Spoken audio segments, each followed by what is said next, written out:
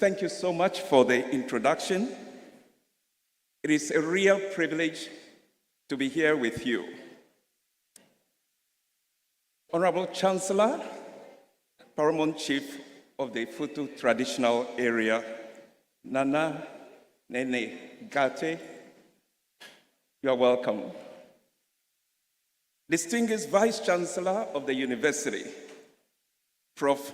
Mitchell, I always enjoy your presence, your sense of humor, way of allaying every fear. Thank you so much. Thank you, thank you, thank you. Members of the University Council, provosts, deans, heads of department, faculty, staff, and students. The Minister of Education, ably represented by the Deputy Minister, Honorable Apak. I didn't know we had some things in common until we met behind the scene. UNESCO Rep, Dr. Mukala, it has been a pleasure just hearing you speak. And thank you for what you are doing for Africa. Distinguished guests, members of the media, ladies and gentlemen, I'm greatly honored to be here with my great friend, Professor P.L.O. Lumumba. In a way, I love my role because I am like John the Baptist, the voice crying in the wilderness, preparing the way for you. Thank you so much for coming to Ghana again. Ghana is your home, and we welcome you back to where you belong. It is with profound gratitude and humility that I stand before you today at this esteemed university, noted for its unique role of training the future teachers of our nation. Thank you for extending this invitation to me to speak on the theme, Empowering Minds, Shaping Futures, the prospects and challenges of Ghana's 21st century education. Before I share some few thoughts on the theme, allow me to publicly recognize two of my esteemed colleagues. Her Ladyship, Justice Dorinda Smith Arthur, who is a High Court judge. She is also the Vice President for our Anansi Center. Thank you so much for coming. I also want to recognize Dr. James Kwabena Bonfe. Oh, where are you? There he is. He's popularly known as Dr. Kabila. He's a social commentator, political thinker, advocate for persons with disability, and also a staunch Nkrumahist. Thank you for being here. Thank you for being here. Let me begin my presentation at the beginning with a definition. The definition of education. Simply put, education is mind empowerment. In fact, several well-known quotes on the purpose and nature of education clearly suggest that education is mind liberation, mind empowerment. Albert Einstein said, quote, "Education is not the learning of facts, but the training of the mind to think." Martin Luther King Jr. said, quote, "The function of education is not to teach, is not just to teach, but to teach people to think intensively and to think critically." In this presentation, I would adopt the definition given by the father of African education, the Booker T. Washington of Africa, Dr. J.E.K. Agri. He said, and I quote, "By education, I do not mean simply learning. I mean the training in the mind, in morals, and also in hand. That helps to make one socially efficient. He continues by saying, not simply the 3 R's, reading, writing, and arithmetic, but the 3 H's, the head, the hand, and the heart. Finally, in her classic book titled Education, a contemporary of Dr. Aggrey offers a more expanded definition of education. Ellen White wrote, true education means more than the pursuit of a certain course of study. It means more than a preparation for the life that now is. It has to do with the whole being and with the whole period of existence possible to man. True education, she says, is the harmonious development of the physical, the mental, and the spiritual powers. It prepares the student for the joy of service in this world and for the higher joy of the world to come. What is common in all of this, if you were paying attention, is the clear acknowledgement that, amongst other things, education is the empowering of the mind. And when minds are thus empowered, it has the potential of transforming the lives of individuals and that of the larger society. It is for this reason that education has long been recognized as the cornerstone of development. In fact, Nelson Mandela aptly declared, education is the most powerful weapon which you can use to change the world. And Ghana's first president, Dr. Kwame Nkrumah, placed education at the heart of national development. He championed policies that expanded access and laid the foundation for an educated citizenry. The question before us today, which I am sure our distinguished guest speaker, Professor Lumumba, would help us answer is, what will it take to equip students with the right mindsets and skills as well as values for the 21st century? As I was preparing for this lecture, honestly, I didn't know what to say. As up to last night, I had about 25 pages of notes with an order of up to 10 points. Then I thought perhaps I should play a trick on all of you. Instead of giving a lecture, I'll simply stand before you and share some slides about what it means or what an empowered man looks like. I'll simply share with you the stories of ordinary students who have been empowered and what they are doing in Ghana, on the continent of Africa, and the world. But I felt that, hey, I'm before you, so I have to say something to sound a little scholarly.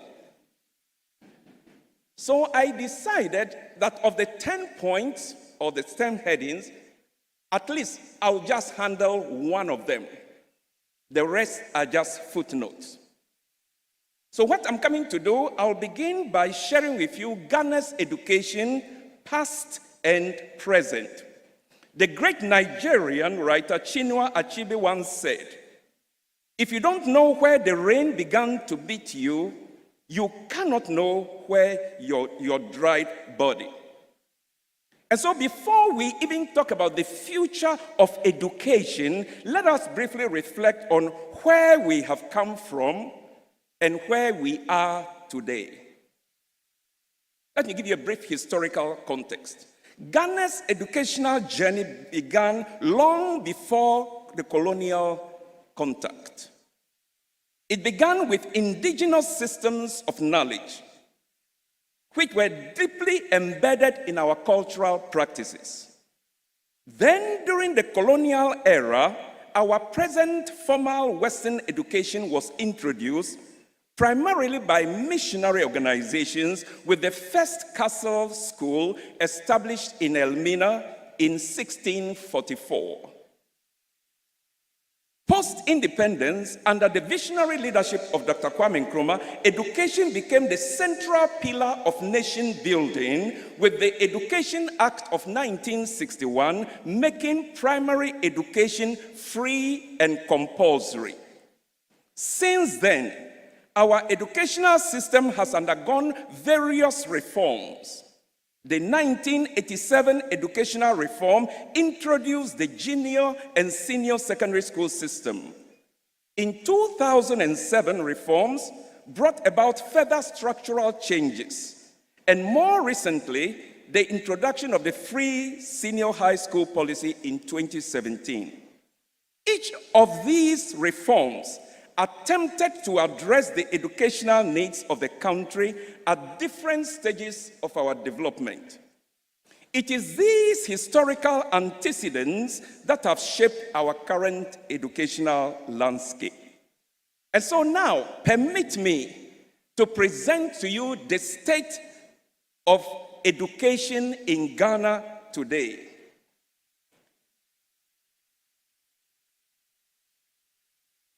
I am even wondering whether to say what I'm about to say, because you expect some good news from me.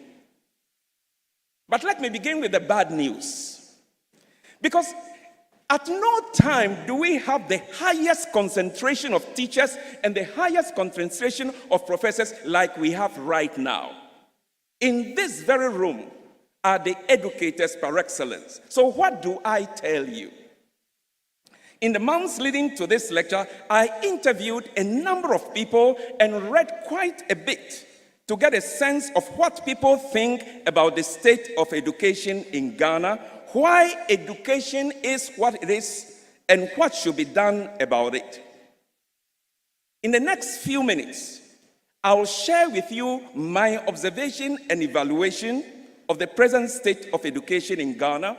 And Professor Lumumba, you are welcome to Ghana. Allow me to tell you what Ghanaians think about the state of education.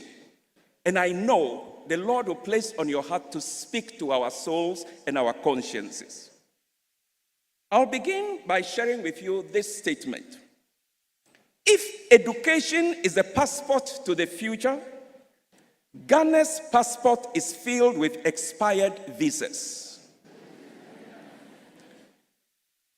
We are trying to enter the 21st century with credentials that were forged in colonial classrooms. My assertion is not without basis. In fact, the following unsettling questions call for honest answers. Is our education system truly preparing people for the 21st century? Why are graduates jobless, but employers struggle to find skilled laborers? Is Ghanaian education creating thinkers or trained robots? Here's my thesis statement. Education should not be a factory line producing certificates. It should rather be a furnace refining minds for useful service in today's world and the world to come. And I have data to support this. According to the Ghana Statistical Service report, 23% of tertiary educated individuals experience long-term unemployment.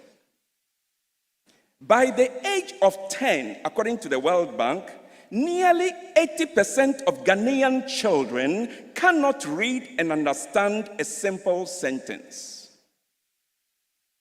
It seems to me that our present educational system is not only woefully inadequate for the present needs, but also for the future.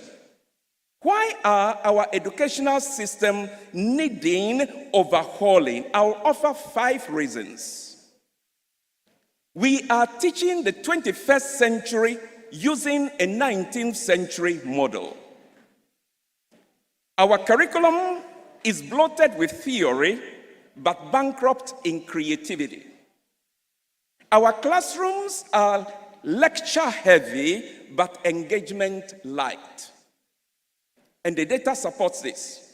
According to the UNESCO Global Education Monitoring Report 2022, learning in Ghana remains predominantly by rote. Standardized testing dominates, but real life-skill acquisition is minimal. If post-independence leaders walked into our classrooms today, they would find our classrooms unchanged from what they left. But if we walked into a 21st century workplace, we would be unfit. Another reason why we need to look at the educational system is we seek to impart knowledge, but is the knowledge we are imparting practically relevant? We have engineers who cannot fix a light bulb. I'm one of them. We have lawyers who can't argue a case in court. Accountants who cannot analyze figures. Teachers who cannot teach. And graduates who cannot write a coherent paragraph. You see, friends, degrees don't equal competence. There is a gaping disconnect between academia and industry needs, and the data supports it. According to ISA, the State of Ghanaian Economy 2022, 40% of employers in Ghana say our graduates lack critical problem-solving skills. What good is a first-class degree if it leads to a third-class life? The point is this: the education system is divorced from entrepreneurship, innovation, and critical thinking. Another reason for the state of education in Ghana is our education is training people for poverty and not prosperity. We produce job seekers, not job creators. The system rewards paper over productivity. The obsession with white-collar jobs has stifled innovation and entrepreneurial spirit. Once again, the data supports it. I'll just quote you the data. Though 38% of Ghanaians engage in early-stage entrepreneurship, the system does little to build upon it. Our education trains students for job queues, not value creation. Another thing about our educational system is it silences minds. Our classrooms are graveyards for curiosity. We drill students to regurgitate, not to reason. Creativity is punished, conformity is rewarded. Students memorize formulas, but they can't solve problems. The radical question to answer is this: is our education a system relic of colonial control, or is it a tool for national development? That's another reason. I told you I'm here to bear the bad news. And then after that, we'll begin to solve the problems. There is a mental colonization of students through our educational systems. Our students know Shakespeare, but not Aikwe Ama and Chinua Achebe. We know Isaac Newton and Albert Einstein, but we do not know of Isaiah Blankson and Ashite Trebi Olenu in their contributions to NASA space exploration, aeronautics, and robotics. We know of these great scientists, but how many of us know of Thomas Menser, a pioneer in the development of fiber optic manufacturing and nanotechnology? Do we know of Professor Francis Alote in the field of mathematics and astrophysics? Our schools of music celebrate classical composers like Bach, Mozart, Beethoven, and Tchaikovsky. But we seldom highlight our own classical composers like Dr. Ephraim Amu, Professor J.H. Kwabranketia, Dr. Philip Beho, Dr. Kenneth Kafui, exceptional Ghanaians who have given a wealth of inspirational and patriotic music that have molded the ethos and thinking of our nation, our continent, Africa, and the world. Our curriculum glorifies foreign heroes, and erases African geniuses. We still think in English, we write in borrowed philosophies, and dream in foreign paradigms. And the UNESCO report bears this out. 90% of African secondary syllabi reflect Western worldviews. 90%. Until we teach from our own story, we will continue living in someone else's future. I'll give another point. There are suggestions in view of all these realities. You just pay attention. Ask people on the street, tell me about education in Africa, in Ghana, and they'll start telling you this. And then I ask them, so what should we do about them? And here are some of the responses I got, and as I reflected through the literature, I came to the conclusion that these make sense. Suggestion number one, we must move from the classroom to the marketplace. Our education must produce wealth. Every student must graduate with monetizable skill. Entrepreneurship should become core, not cosmetic. STEM, AI, digital skills must be at the core of education. A benchmark, we can look at what Rwanda is doing, where it has mandated technical vocational pathway by the age of 15. Let graduation in our schools be a launch pad, not a finish line. Another suggestion, we must move from degree to delivery, from practical industry-linked education that must form the hub of our educational system. Universities must partner with industries.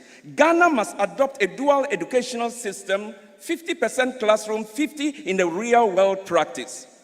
There are best practice. We can look at the German Berufshaus building, modern, integrates hands learning, and it has reduced unemployment in Germany to under 6%.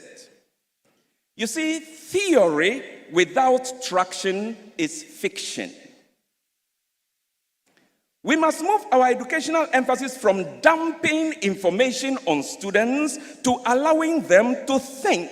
In other words, we must raise a generation that questions. We must not just accept the status quo. We must put quo in the status. Exams should assess creativity, not cramming. Schools must teach disruption, not just blind obedience. We must encourage artistic expression, entrepreneurship, and non-traditional success pathways. And we must allow our students to experiment, even to fail. For if we don't allow them to fail, we are failing them. Finland eliminated standardized testing below age 16, and they are doing very well. So let's not just raise students to mindlessly obey, but rather to lead. That leads me to suggestion number 4. We must move from foreign models to indigenous solutions. We must teach African history, African science, literature, and innovation, not just the Western thought. We must develop an Afrocentric curriculum rooted in local reality and global excellence. A case in point, Kenya's competency-based curriculum includes African history, practical skills, and civic entrepreneurship. We must stop exporting our best minds to build other nations. It is time to build Ghana, not allow our best to leave our shores. Our schools must produce patriots, not escape artists.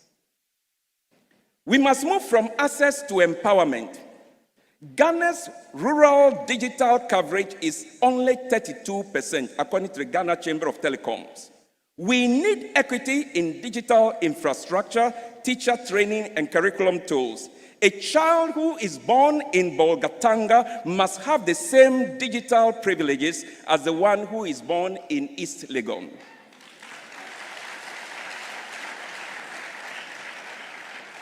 We must let students have a say in their future. We must center youth voice and youth well-being. What this may mean is we must establish innovation councils, prioritize mental health, emotional intelligence, and resilience. And we must let the students, the young people, tell us the future we are envisioning. You know, I was at one African Union event during the consultation for Agenda 2063. I happened to be one of the few diasporans invited to add my views. At that time, I had published my book, Africa Must Think. So they brought about 40 scholars from the diasporan world. And I'm not just talking about Africans in diaspora, but black people from ages, from South America, Central America, etc. And then when it was my turn to present, it caught me off guard to look around the 40 representatives who are to give input for another 50 years of Africa life. I discovered all the people there were old. And so I asked, with all due respect, Mr. Organizers of this African Union event, we are planning for the youth. In 2 weeks' time, we will all be dead. So where are the youth? My point is this: mind empowerment and youth empowerment means that if the future belongs to the youth, let them help in designing it. In fact, an annual conference of this kind must have some young people here to speak to us. Otherwise, we are doing a disservice. Our education must also promote African values, African ethics, and character development. What is the essence of an education if it does not develop the students for service? And I'm not talking about self-service, I'm talking about public service. What value is our education if we don't inculcate the spirit of volunteerism amongst our people? Of what use is our education if we train brilliant but corrupt graduates? Mahatma Gandhi said, education without character is a social sin. C.S. Lewis said, education without values, as useful as it is, seems rather to make man more clever devil. In fact, one African scholar, Kingsley Asamoah, said, education without morality creates educated devils, and educated devils abuse, corrupt, and destroy institutions and systems. If you want to know the problem of Ghana, the problem of Africa, it is because we have educated people without values. And so we have corruption at the highest level. My own former profession, engineering, tops the list of the most corrupt professionals in Ghana. Just before COVID, I was to come and give the keynote address for the Ghana Institute of Engineers, as well as the American counterparts. And one of the concerns is, of all corrupt people in Ghana, it is not the police, it is not the politicians, it is engineers. So what is the value of an engineering degree when we are corrupt? What is the value of an accounting degree when we are corrupt? True education leads to a change of mindset and an attitude that will produce the leaders and citizens we want. Dr. Kwame Nkrumah painted a picture of the kind of citizenry we should. And allow me to quote it. Africa needs a new type of citizen, I'm quoting, a dedicated, modest, honest, and informed man, a man or woman who submerges self in service to the nation and mankind, a man who abhors greed and detests vanity, a new type of man whose humility is his strength and whose integrity is his greatness. That is Kwame Nkrumah.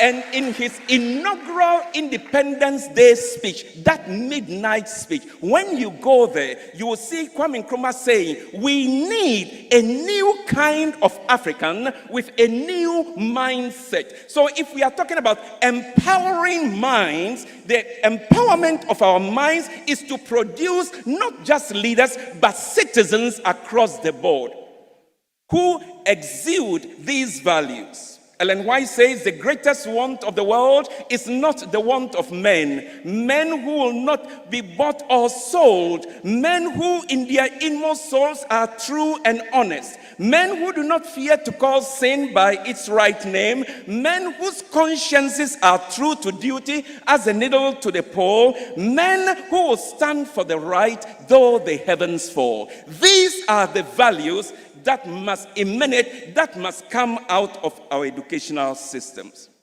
Ladies and gentlemen, I've just given you the executive summary and I need not say more.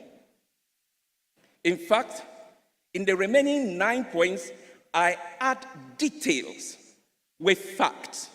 And in order not to leave you in despair, Ghana is doing some amazing things in our educational systems. Incredible things. Sometimes you live in it so you don't even realize it. And so I'll just give you the highlights. My next point, I would have talked about the global context of education, because we cannot talk about in the future of African education, Ghanaian education, without taking into consideration the global context. And we don't also have to ignore the African context, which is enshrined in the aspirations of Agenda 2063. 21st century, of which we are talking about, is characterized by unprecedented technological advancement, globalization, complex socio-economic challenges, the fourth industrial revolution, marked by artificial intelligence, robotics, biotechnology, etc., etc. And I wish I can give you the figures. What UNESCO is telling us, the World Economic Forum tells us, the skills most in demand now, in the next future, they would not be needed. What will be needed?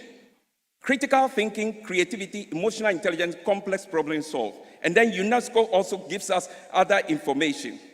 And then, of course, I could talk about Ghana's current realities. But for the sake of those who may be listening to this and think it's all bad news in Ghana, let me mention that Ghana is doing marvelously well in digital transformation in our educational systems. Since COVID-19, Ghana is developing virtual classrooms to digital libraries. The iCampus initiative, the Edmundo Ghana are examples of digital platforms Ghana is innovating. The Ministry of Education's One Teacher, One Laptop initiative. Yes, I know there are problems with this implementation, but it marks a step in the right direction. I can talk about curriculum renewal. Ghana is also doing tremendously well, and I would say that this university is at the forefront of such discussions. Curriculum renewal based on competency-based curriculum. I can talk about STEM, science, technology, engineering, and mathematics. Now we have added A, the arts. So it's not just STEM, it is STEAM. And then TVET, technical vocational education and training. Ghana is also doing well in teacher development. The Teacher Professional Development Framework, which is being rolled out, yes, in fits, is something worth celebrating. Industry education partnerships is another thing Ghana is doing well. We are teaming up with strategic partners. Universities like KNUST have established innovation hubs that connect students with industry. University of Ghana Business School has an innovation and incubation hub. Amstead, I was there 2 weeks ago, has also a hub. I was at the University of Energy and Natural Resources. They are doing similarly. And the Vice President tells me, I was here last year, that is what this university is also doing. So yes, We are doing some good things. Another good thing we are doing, we are inculcating indigenous knowledge in our educational system. The African Studies Association has documented some of the things we can do.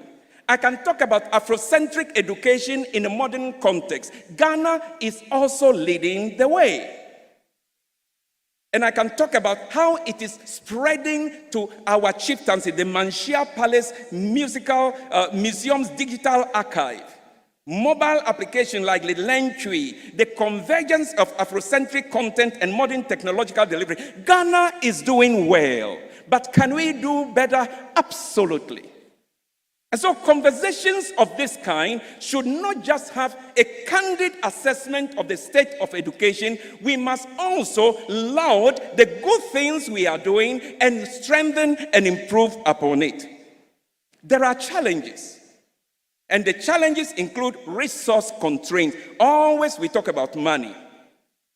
There are challenges on quality versus quantity dilemma. We are pumping out graduates from the high schools and universities, but the quality is low. What I said about religion applies to our education. It is 100 kilometers wide, 1 millimeter deep.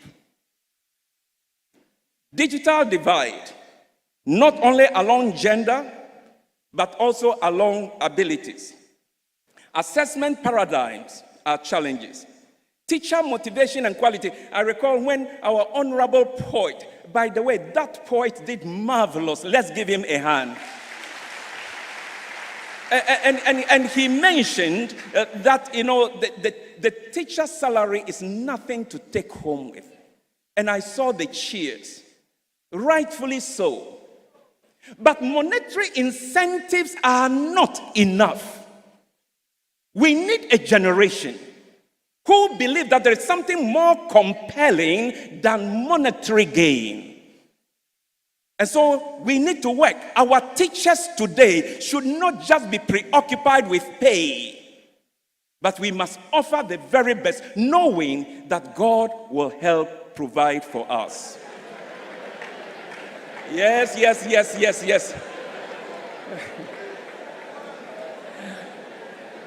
Finally, allow me, I can tell you are all looking for the money. In fact, that is why 68,000 of you have enrolled here. You get free allowance, free money, but listen, with all due respect, the money will come, but let's do things right. All right. I think I've said more than enough. Let me close it. I mentioned that originally I was going to conclude by showing you slides of ordinary Ghanaians who sat in lectures like this, some of which I delivered on the various university campuses. They took it, and now they are having an impact in many fields. But time wouldn't allow. So let me conclude. As I conclude, I'm reminded of Paulo Freire, a Brazilian educator and philosopher, his conception of education as a practice of freedom, an emancipatory process that enables individuals to read both the word and the world. In the context of Ghana's education, we need an education that is liberating in multiple dimensions. Liberation from poverty through relevant skills. Liberation from ignorance through access to quality learning experiences and information. Liberation from prejudice through education that promotes critical consciousness and social justice. We need liberation from dependency through fostering creativity, innovation, and entrepreneurial mindset. The challenges facing Ghana are formidable, but so is our collective resilience and ingenuity. The University of Education, WINIMA, as Ghana's foremost teacher education institution, has a pivotal role in the transformation journey. By preparing teachers who can navigate complexities of the 21st century, UEW contributes directly to shaping the future of our nation. I call upon all stakeholders, government officials, educators, parents, students, and community to commit to a renewed vision of education that is truly empowering and future-oriented. In the words of Dr. Agri, only the best is good enough for Africa. Education, ladies and gentlemen, is more than an institution. It is a social contract that binds us to future generations. Let us be bold in our reforms, unwavering in our commitments, united in our vision for Ghana, where every learner has the opportunity to reach their fullest potential. Friends, the time to act is now. Ladies and gentlemen, now is a defining moment. To policymakers, don't fund bureaucracy, fund ideas. To educators, don't just dump information, not just curricula, but teach people to think and to do. Students, demand growth, not just grades.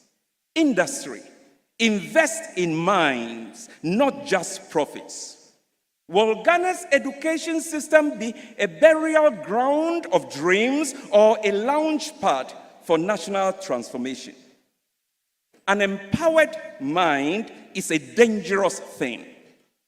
It is dangerous to ignorance, dangerous to poverty, and dangerous to oppression. The question is, will Ghana unleash its minds or continue to silence them? Thank you very much.